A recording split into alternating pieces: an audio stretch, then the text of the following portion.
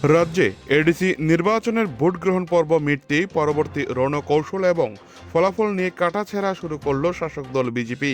ভোটের পরিস্থিতি ও দলীয় অবস্থানের প্রকৃত চিত্র বুঝতে সোমবার সকালে এক গুরুত্বপূর্ণ বৈঠকে বসলেন মুখ্যমন্ত্রী ডক্টর মানিক সাহা। আগরতলাস্থিত বিজেপির প্রদেশ কার্যালয়ে আয়োজিত এই বৈঠকে উপস্থিত ছিলেন রাজ্যের সমস্ত মন্ত্রী এবং দলীয় বিধায়করা। মূলত ভোটের ময়দানে দলের পারফরম্যান্স এবং ভোটভিত্তিক রিপোর্টের চুলচেরা বিশ্লেষণ করতেই এই জরুরি তলব বলে মনে করা হচ্ছে। বৈঠকে অত্যন্ত গুরুত্বের সাথে বেশ কিছু বিষয়ের উপর আলোকপাত করা হয়। কোন বিধানসভা এলাকায় এবং কোনো নির্দিষ্ট বুথে কত শতাংশ ভোট পড়েছে তার বিস্তারিত খতিয়ান নেন মুখ্যমন্ত্রী।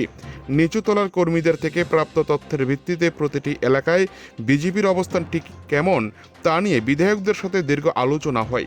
ভোট পরবর্তী সময়ে এলাকার শান্তি শৃঙ্খলা বজায় রাখা এবং ফলাফল ঘোষণার দিন পর্যন্ত সতর্ক থাকার নির্দেশ দেওয়া হয়েছে।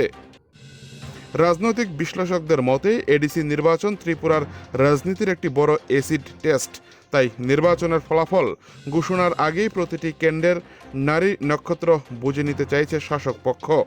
মুখ্যমন্ত্রী নিজে প্রতিটি এলাকার মন্ত্রীদের কাছ থেকে সরাসরি ফিডব্যাক নেওয়া এক বৈঠকটি অত্যন্ত তাৎপর্যপূর্ণ হয়ে দাঁড়িয়েছে। বৈঠক শেষে দলের পক্ষ থেকে ইতিবাচক মনোভাব প্রকাশ করা হয়েছে। তবে ফলাফলের বিষয়ে এখনই মুখ খুলতে নারাজ নেতৃত্ব। তারা এখন কেবল অপেক্ষা ও পর্যবেক্ষণের পথে হাঁটছেন। আগরতলা থেকে নিজস্ব প্রতিনিধি, টিভি 100 বাংলা। কালকে তো ইলেকশন হলো এডিসি, আর আজকে ইলেকশনের পরে এটা আমাদের সবসময় একটা মিটিং হয়। বিভিন্ন যে আমাদের ক্যান্ডিডেট থেকে শুরু করে আমরা যে ক্লাস্টার বানিয়েছিলাম তাদের থেকে আমরা রিপোর্ট নিলাম। তো এক একটা কেন্দ্রের কী রিপোর্ট, কীরকম ভোট আমরা পেতে পারি, এগুলো আমরা সবসময় আমাদের নিয়ম অনুসারে করে থাকি। এইবারও আমরা করলাম।